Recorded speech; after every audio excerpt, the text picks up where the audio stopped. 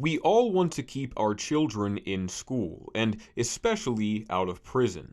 But what if there are flaws in our public school system that influence the potential criminality of our youth?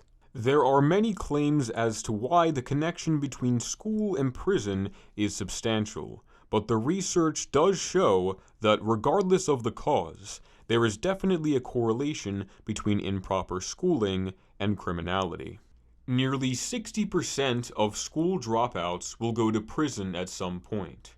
68% of all men in federal prison never earned a high school diploma.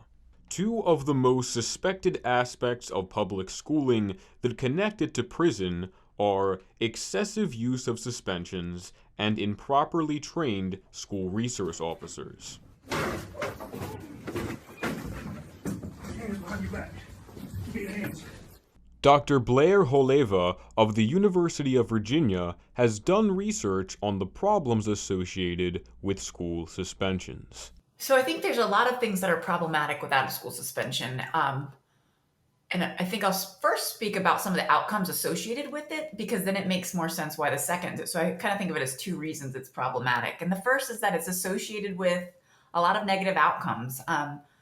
And it's unclear whether it actually decreases future incidents. There's a lot of debate about that. And so is it actually doing what it's supposed to be doing? And if not, that's problematic. As you can imagine, if you are not in school, there's more opportunities for you to be exposed and interact with individuals that, or opportunities to get in trouble. I think it's true for teenagers of all ages, of all backgrounds, right?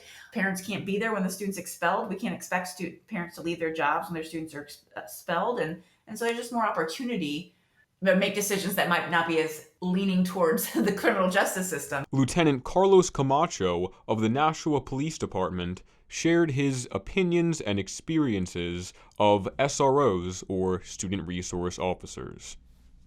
As police officers, we are the first point of contact in the justice system. So if somebody gets into trouble and that's going to bring them into the justice system, who are you going to call, right? The police. And we're the first point of contact. So I think a lot of education, and this is what I kind of concentrate my work in, and is educating our police officers to kind of how to handle with adolescent kids and how to handle young people. And if we can give them a break, let's give them a break. I mean, as a police officer, you have a lot of discretion. And getting the right officers or educating the officers to kind of help these kids out, more as a mentor, and have more mentors out there. Lieutenant Camacho is also the Northeastern Region Chair of the Coalition for Juvenile Justice, an organization that is helping to prevent the school-to-prison pipeline. The Coalition for Juvenile Justice is a nationwide coalition of state advisory groups that holds conferences to share information and practices to implement in order to improve juvenile justice across the United States. Kristen Powell is a board member of the coalition's Emerging Leaders Committee, a subdivision of the group, led by American Youth. When I was a youth, I was in the foster care system and the juvenile offender system from the ages 12 to basically 18.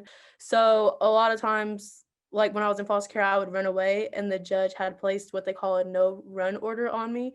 So if you violate that order, then you're then able to be incarcerated in the juvenile detention facility, whether or not you have any criminal charges.